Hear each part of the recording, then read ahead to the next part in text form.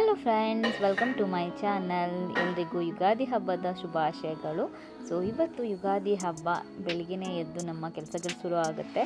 So ಹಬ್ಬ ಅಂದಮೇಲೆ ಎಷ್ಟೊಂದು ಕೆಲಸ ಇರುತ್ತೆ. ಬಟ್ ಈ ಸರಿ ನಾನು ಅಂದ್ಕೊಂಡೆ ಹಬ್ಬಕ್ಕೆ ಇಲ್ಲಿ ಪೂಜೆ ಮಾಡಿ ಮದ್ದೂರ್ಗೆ ಹೋಗೋಣ ಅಂದ್ಬಿಟ್ಟು. ಸೊ ಅದಕ್ಕೆ ಸ್ವಲ್ಪ ಬೇಗನೆ ಎದ್ದು ಇಲ್ಲಿ ಪೂಜೆ ಮಾಡೋದಕ್ಕೆಲ್ಲ ನಾನು ರೆಡಿ ಮಾಡ್ತಾ ಇದ್ದೀನಿ.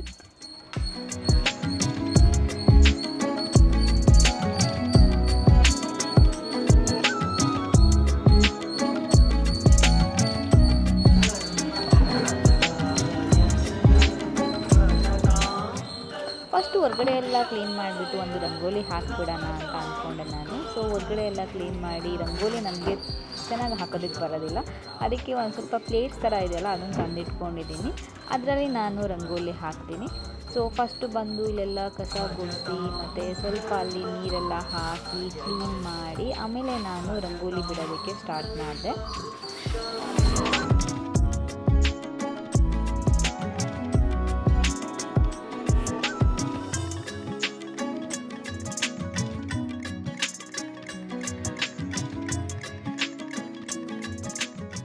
ಸೊ ಯಾರಿಗೆಲ್ಲ ರಂಗೋಲಿ ಹಾಕೋದಕ್ಕೆ ಬರಲ್ಲ ಅವ್ರು ಈ ಥರದ್ದೆಲ್ಲ ಟ್ರೈ ಮಾಡ್ಬೋದು. ಎಲ್ಲ ಕಡೆ ಸಿಗುತ್ತೆ. ನಾನು ಇಲ್ಲೇ ಒಂದು ಲೋಕಲ್ ಶಾಪಲ್ಲಿ ತೊಗೊಂಡಿದ್ದೆ ಮನೆ ಹತ್ರ.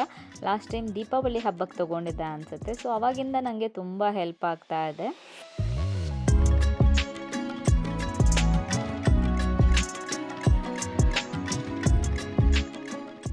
ಸೊ ತುಂಬ ಜನ ಪ್ರಶ್ನೆ ಏನಂದರೆ, ರಮ್ಯಾ ನೀವು ರೆಂಟಲ್ಲಿದ್ದಾಗ ಫೆಸ್ಟಿವಲ್ಸ್ ಎಲ್ಲ ತುಂಬ ಗ್ರ್ಯಾಂಡಾಗಿ ಮಾಡ್ತಾರಿಲ್ಲ, ಇಲ್ಲಿಗೆ ಬಂದಾಗ ಇಷ್ಟೊಂದು ಗ್ರ್ಯಾಂಡಾಗಿ ಮಾಡ್ತೀರಾ ಅಂತ. ಸೊ ಹಾಗೇನಿಲ್ಲ, ಅಲ್ಲೂ ಎಷ್ಟಾಗುತ್ತೆ ಅಷ್ಟು ಮಾಡ್ತಾ ಇದೆ. ಬಟ್ ಇಲ್ಲಿ ಬಂದಾಗಿಂದ ಸ್ವಲ್ಪ ಜಾಸ್ತಿ ಮಾಡಿದ್ದೀನಿ ಅಷ್ಟೇ.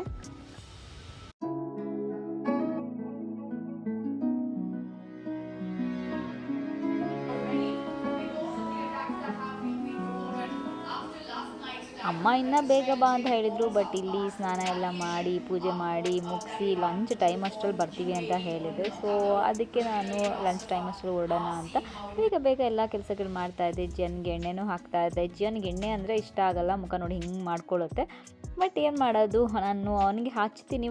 ಇವಾಗ ಫಸ್ಟು ವೀಕ್ಲಿ ಒನ್ಸ್ ಹಚ್ತಾ ಇದ್ದೆ, ಇವಾಗ ಸ್ವಲ್ಪ 15 days ಒನ್ಸ್ ಹಚ್ತೀನಿ. ಬಟ್ ಇವತ್ತು ಹಬ್ಬ ಅಲ್ವಾ, ಸೊ ಪೂರ್ತಿ ಹಚ್ಚಿದ್ದೆ. ಅವ್ರ ಪಪ್ಪಾಗೆ ನಾನು ಹಚ್ತೀನಿ ಅಂದ್ಬಿಟ್ಟು ನೋಡಿ ಅವನೇ ಬಂದು ಹಚ್ತಿದ್ದಾನೆ.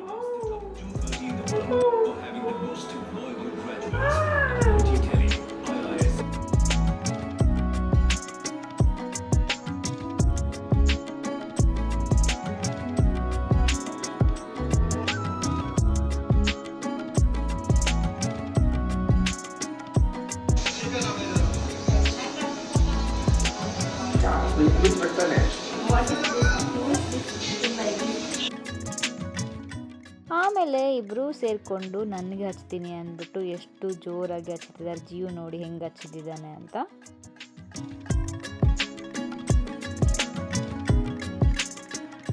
ಬೇಬಿ ನನಗೆ ಎಣ್ಣೆ ಹಚ್ಚಬೇಕಾದ್ರೆ ನನಗಂತೂ ತುಂಬ ಖುಷಿ ಆಯಿತು ಅಂತ ಹೇಳ್ಬೋದು. ಸೊ ಹಾಗೆಯೇ ನನಗೆ ಹಬ್ಬ ಅಲ್ವಾ, ಹೇಗೋ ಹೊರಗಡೆ ವರ್ಕೌಟ್ ಮಾಡೋಕ್ಕಾಗಲ್ಲ, ನಮ್ಮ ಮನೆಯಲ್ಲೇ ಇತ್ತಲ್ಲ. ಸೊ ನಾನು ಯೂಸ್ ಮಾಡಿದೆ ಅಗಾರೋ ವೈಬ್ರೇಷನ್ ಪ್ಲೇಟ್. ಸೊ ಇದರಿಂದ ನನಗೆ ಯಾವಾಗ ಹೊರಗಡೆ ವರ್ಕೌಟ್ ಮಾಡೋದಕ್ಕೂ ಹೋಗೋಕ್ಕಾಗಲ್ಲ. ಅವಾಗೆಲ್ಲ ಮನೇಲಿ ಆರಾಮಾಗಿ ಈ ಥರ ನೋಡಿ ಕೂತ್ಕೊಂಡು ಕೂಡ ನಾವು ವರ್ಕೌಟ್ ಮಾಡ್ಬೋದು.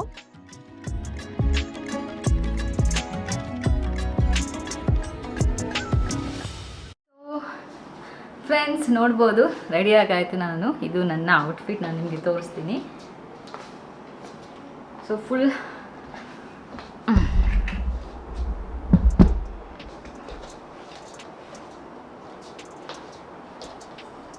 ಕುರ್ತಾ ಇದು. ಸೊ ಫುಲ್ ಲೆಂತ್ ಕುರ್ತಾ ಇದೆ. ನಾನು ವಿಡಿಯೋ ಕೂಡ ಮಾಡಿದ್ದೆ ಇದು ತೊಗೊಂಡಾಗ, ಎಲ್ಲಿ ತೊಗೊಂಡೆ ಅಂತ. ಶಾಪರ್ ಸ್ಟಾಪ್ ಹೋಗಿದ್ದೆ, ಅಲ್ಲಿ ತೊಗೊಂಡಿದ್ದು. ಸೊ ಇವಾಗ ಸ್ವಲ್ಪ ಹೇರೆಲ್ಲ ಸೆಟ್ ಮಾಡ್ಕೊಂಡಿದ್ದಾಯಿತು.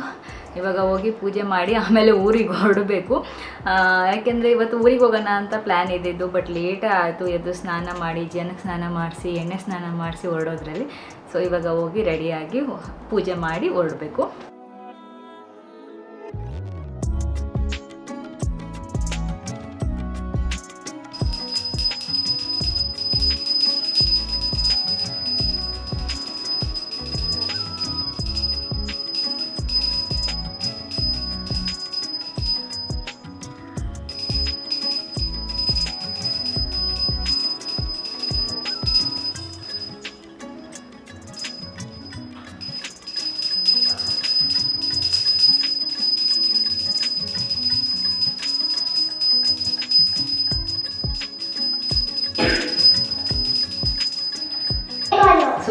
ಇವಾಗ ಬೇವು ಬೆಲ್ಲ ತಿನ್ಸದೆ.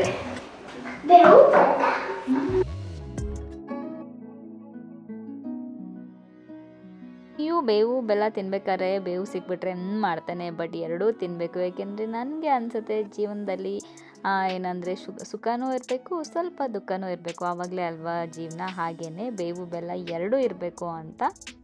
ಸೊ ನಮಗೆಲ್ಲ ಇದೇ ವರ್ಷ ಅಂತ ಹೇಳ್ತಾರೆ. ಸೊ ನಾನು ಅದೇ ನಂಬಿದ್ದೀನಿ. ಬಟ್ ನ್ಯೂ ಇಯರ್ ನಾನು ಮಾಡಲ್ಲ ಅಂತಲ್ಲ, ಮಾಡ್ತೀನಿ.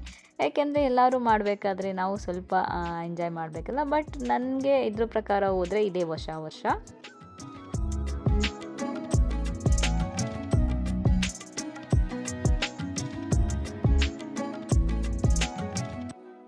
ಪೂಜೆ ಎಲ್ಲ ಆದಮೇಲೆ ಮತ್ತೆ ಬಂದು ಸ್ವಲ್ಪ ಕೂದಲು ಎಲ್ಲ ಬಾಚಿಕೊಂಡು ನಾನು ಪ್ಯಾಕ್ ಮಾಡೋದಕ್ಕೆ ನಿಂತ್ಕೊಂಡೆ. ಸೊ ಪ್ಯಾಕ್ ಮಾಡೋದೇ ಒಂದು ತಲೆನೋವು. ಸ್ವಲ್ಪ ದಿನ ಹೋಗಲಿ, 1 ದಿನ ಹೋಗಲಿ, 2 ದಿನ ಹೋಗಲಿ, ಎಲ್ಲ ತೊಗೊಂಡು ಹೋಗಬೇಕು.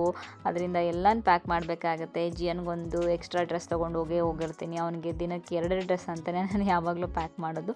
ಯಾಕೆಂದರೆ ಏನಾದರೂ ಮಾಡ್ಕೊತಿರ್ತಾನೆ, ಏನಾದರೂ ತಿಂತಿರ್ತಾನೆ, ಅದು ಗಲೀಜಾಗುತ್ತೆ. ಮತ್ತು ಮದ್ದೂರಲ್ಲಿ ಬ್ಯಾಂಗ್ಳೂರು ಕಂಪೇರ್ ಮಾಡಿದ್ರೆ ಸ್ವಲ್ಪ ಸೆಕೆ ಜಾಸ್ತಿನೇ ಇರುತ್ತೆ ಅಂತ ಹೇಳ್ಬೋದು.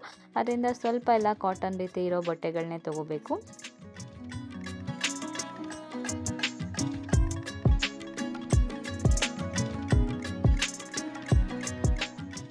ಪ್ಯಾಕ್ ಮಾಡ್ತಾ ಇದ್ದೆ. ಹಾಗೆಯೇ ಇನ್ನೇನಾದರೂ ಮರ್ತ್ಕೊಂಡಿದ್ದೀನ ಅಂತ ಮೈಂಡಲ್ಲಿ ಹಾಗೆ ಓಡ್ತಾ ಇರುತ್ತೆ. ಚಂದನು ಅವ್ರದ್ದು ಬಟ್ಟೆಗಳು ಎಲ್ಲ ತಂದು ಕೊಡ್ತಾಯಿದ್ರು. ಸೊ ಎಲ್ಲ ಸೇರಿಸಿ ನಾನು ಪ್ಯಾಕ್ ಮಾಡ್ತಾ ಇದ್ದೆ.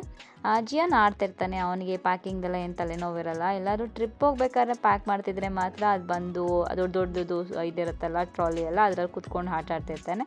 ಈ ಥರ ಸಣ್ಣ ಪುಟ್ಟ ಇದ್ದಾಗ ಅವ್ನ ಪಾಡಿಗೆ ಒಂದು ಏನು ಟಾಯ್ಸ್ ತೊಗೊಂಡು ಬರಲಿ ಅಲ್ಲಿ ಆಟ ಆಡೋದಕ್ಕೆ. ಸೊ ಅದೇ ಆಗ್ತಿರುತ್ತೆ ಅವನದು. ಯಾಕೆಂದರೆ ಅಲ್ಲೂ ಆಟ ಆಡ್ತಿರ್ತಾನಲ್ಲ, ಸೊ ಅವನಿಗೆ ಎಲ್ಲೇ ಹೋದರೂ ಟಾಯ್ಸ್ ಬೇಕು. ಸೊ ಅದಕ್ಕೆ ಅವನು ಏನು ಟಾಯ್ಸ್ ತೊಗೊಂಡು ಬರಲಿ, ಏನು ಅದನ್ನು ತೊಗೊಂಡು ಹೋಗಲಿ ಅಂತ. ಸೊ ಹಾಗೆ ನಾನು ನನ್ನ ಬುಕ್ ತೊಗೊಂಡೆ. ಯಾಕೆಂದರೆ ನಾನು ಆವಾಗಲೇ ಹೇಳಿದೆ ಈ ಬುಕ್ ಓದೋಕ್ಕೆ ಸ್ಟಾರ್ಟ್ ಮಾಡ್ತಿದ್ದೀನಿ ಅಂತ. ಸೊ ಮೂಕಜ್ಜಿಯ ಕನಸುಗಳು. ಅದರಿಂದ ಅಕಸ್ಮಾತ್ ಅಲ್ಲೇನಾದರೂ ನನಗೆ ಸ್ವಲ್ಪ ಟೈಮ್ ಸಿಕ್ಕಿಲ್ಲ, ಬೇಜಾರಾಗ್ತಿದೆ ಅಂದರೆ ಬುಕ್ ಓದೋಣ ಅಂತ. ಬೇಜಾರಂತೂ ಆಗಲ್ಲ, ಯಾಕೆಂದರೆ ಎಲ್ಲರೂ ಇರ್ತಾರೆ, ಎಲ್ಲರ ಜೊತೆ ಮಾತಾಡಿಕೊಂಡು ಇರ್ತೀನಿ. ಬಟ್ ಆದರೂ ತೊಗೊಂಡಿದ್ದೆ. ಸೊ ನೋಡೋಣ ಅಂದ್ಬಿಟ್ಟು ಎಷ್ಟೇ ಬೇಗ ಹೊರಡೋಣ ಅಂತ ರೆಡಿ ಆದರೂ ಕೊನೆಗೂ ಲೇಟೇ ಆಗುತ್ತೆ. ಅಮ್ಮ ಕಾಲ್ ಮಾಡ್ತಾನೆ ಇದ್ರು, ಇನ್ನೂ ಹೊರಟಿಲ್ವಾ ಅಂತ. ಬಟ್ ಎಲ್ಲ ಕೆಲಸ ಮುಗಿಸಿ ಹೊರಡ್ಬೇಕಲ್ವಾ.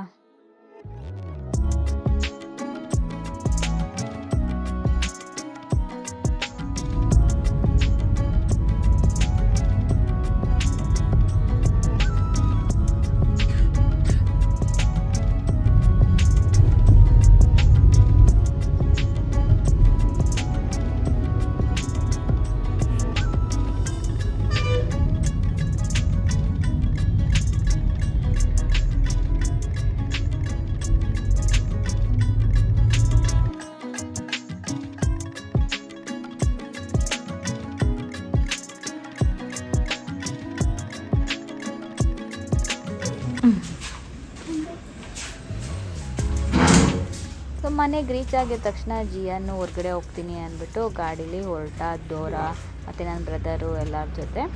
ಸೊ ಹಾಗೆ ನಾವು ಹೊರಟ್ವಿ. ಅಮ್ಮ ಇನ್ನು ಹೋಳಿಗೆಗೆಲ್ಲ ರೆಡಿ ಮಾಡ್ತಾಯಿದ್ರು, ಅಮ್ಮ ಮತ್ತು ನನ್ನ ಸಿಸ್ಟರ್ ಎಲ್ಲ. ಸೊ ಅವರು ಹೋಳಿಗೆ ಮಾಡ್ತಾಯಿದ್ರು. ಸೊ ಬಿಸಿ ಮಾಡಿಕೊಡ್ತೀವಿ ಅಂದ್ಬಿಟ್ಟು ನಾವು ಹೋದ್ಮೇಲೆ ಅವರು ಹೋಳಿಗೆ ಬಿಸಿ ಮಾಡಿಕೊಟ್ರು. ನೋಡ್ಬೋದು ರೆಡಿ ಮಾಡ್ತಿದ್ದಾರೆ. ಸೊ ಬಿಸಿ ಹೋಳಿಗೆ ಕೂಡ ತಿಂದ್ವಿ.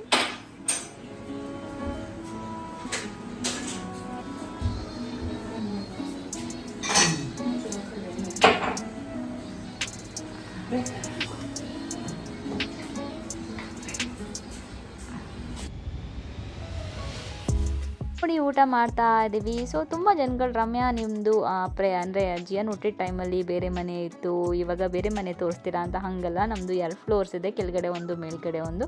ಸೊ ನಾವಾಗ ಜಿಯನ್ ಹುಟ್ಟಿದ ಟೈಮಲ್ಲಿ ಮೇಲ್ಗಡೆ ಇದ್ದರು, ಇವಾಗ ಕೆಳಗಡೆ ಶಿಫ್ಟ್ ಆಗಿದ್ದಾರೆ. ಯಾಕೆಂದರೆ ಸ್ಟೆಪ್ಸ್ ಹತ್ಕೊಂಡು ಹೋಗಬೇಕು, ಇಳಿಬೇಕು. ಮೇಲ್ಗಡೆ ಇದ್ದರೆ ಯಾರ ಜೊತೆನೂ ಮಾತಾಡೋಕ್ಕಾಗಲ್ಲ ಅಂತ ಅಮ್ಮಂಗೆ. ಕೆಳಗಡೆ ಇದ್ದರೆ ಎಲ್ಲರೂ ಸಿಗ್ತಿರ್ತಾರೆ, ಮಾತಾಡ್ಬೋದು ಅಂತ. ಅದಕ್ಕೆ ಕೆಳಗಡೆ ಶಿಫ್ಟ್ ಆಗಿದ್ದಾರೆ ಅಷ್ಟೇ. ಸೊ ಅದೆಲ್ಲ ಆದಮೇಲೆ ನಾವು ದೇವಸ್ಥಾನಕ್ಕೆ ಹೊರಟ್ವಿ. ಅಲ್ಲಿ ನರಸಿಂಹಸ್ವಾಮಿ ಟೆಂಪಲ್ ಇದೆಯಲ್ಲ, ಅಲ್ಲಿ ಹೋದ್ವಿ. ಜಿಯನ್ಗೆ ನರಸಿಂಹಸ್ವಾಮಿ ಟೆಂಪಲ್ ಅಂದರೆ ತುಂಬ ಇಷ್ಟ, ಅದಕ್ಕೆ ಅಲ್ಲೇ ಹೋದ್ವಿ. ಇದಕ್ಕೆ ತುಂಬ ಇತಿಹಾಸ ಇರುತ್ತೆ. ನೀವು ಯಾರಾದರೂ ಹೋಗಿಲ್ಲ ಅಂದರೆ ಹೋಗಿ, ಅಲ್ಲಿ ಪೂಜೆ ಮಾಡಬೇಕಾದ್ರೆ ಎಲ್ಲ ಪೂರ್ತಿ ಡೀಟೇಲಾಗಿ ಹೇಳ್ತಾರೆ.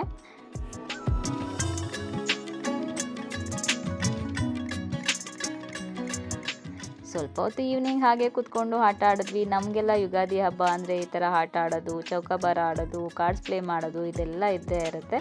ಸೊ ಅದೆಲ್ಲ ನಾವು ಫಸ್ಟು ತುಂಬ ಮಾಡ್ತಾಯಿದ್ವಿ ಮದುವೆಗಿಂತ ಮುಂಚೆ. ಮದುವೆ ಆದಮೇಲೆ ಅದು ಇದು ನಮ್ಮ ಲೈಫಲ್ಲಿ ನಾವು busy ಆಗಿಬಿಡ್ತೀವಿ.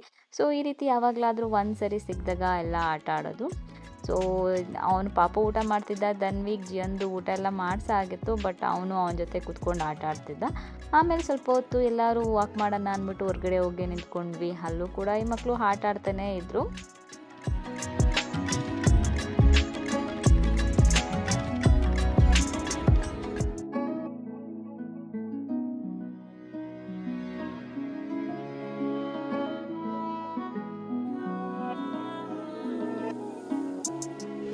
Good morning friends, welcome back. So ನೆನೆ ಬ್ಲಾಗ್ ನೋಡ್ತಾ ಇದ್ವಿ. ನೆನೆ ಬಂದ್ವಿ ಇಲ್ಲಿ ಹಬ್ಬ ಇಲ್ಲೆಲ್ಲ ಊಟ ಮಾಡಿ ಆಮೇಲೆ ಸ್ವಲ್ಪ ಹೊತ್ತು ಮಲ್ಕೊಂಡಿದ್ವಿ. ದೇವಸ್ಥಾನಕ್ಕೆ ಹೋಗಿದ್ವಿ. ಹಾಗೆ ಆಯಿತು ದಿನ ಪೂರ್ತಿ.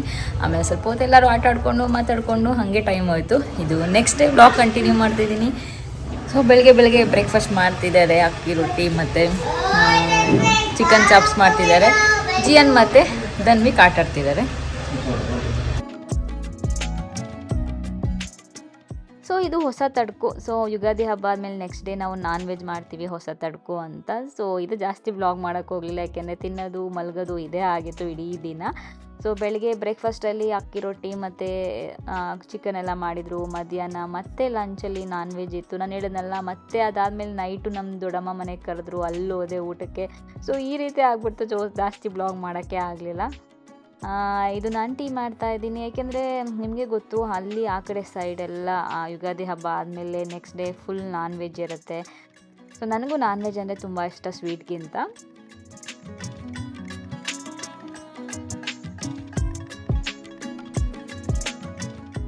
ಸೊ ನಾನು ಅವಾಗಲೇ ಹೇಳಿದ್ನಲ್ಲ, ಇವತ್ತಿನ ದಿನ ಜಾಸ್ತಿ ಏನು ಬ್ಲಾಗ್ ಮಾಡೋದಕ್ಕೆ ಹೋಗಲಿಲ್ಲ, ನಾನು ಫುಲ್ ರೆಸ್ಟ್ ಮಾಡಿದ್ವಿ.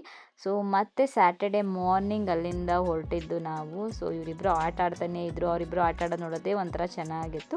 ಸೊ ಸ್ಯಾಟರ್ಡೆ ಮಾರ್ನಿಂಗ್ ಬ್ರೇಕ್ಫಾಸ್ಟ್ ಎಲ್ಲ ಮುಗಿಸಿ ಆಲ್ಮೋಸ್ಟ್ ಮಧ್ಯಾಹ್ನನೇ ಆಗಿತ್ತು, ಒಂದು 12:31 ಆಗಿತ್ತು. ಆ ಟೈಮಲ್ಲಿ ನಾವು ಹೊರಟ್ವಿ, ಯಾಕೆಂದರೆ ಟ್ರಾಫಿಕ್ ಕಡಿಮೆ ಇರುತ್ತೆ, ಬೇಗ ರೀಚ್ ಆಗ್ಬೋದು ಅಂತ. ಸೊ ಈ ರೀತಿ ಆಗಿತ್ತು ನಮ್ಮ ಯುಗಾದಿ ಹಬ್ಬ. ನಾನು ಮತ್ತೆ ಮುಂದಿನ ಬ್ಲಾಗಲ್ಲಿ ಸಿಗ್ತೀನಿ. ಅಲ್ಲಿವರೆಗೂ ನಮಸ್ಕಾರ.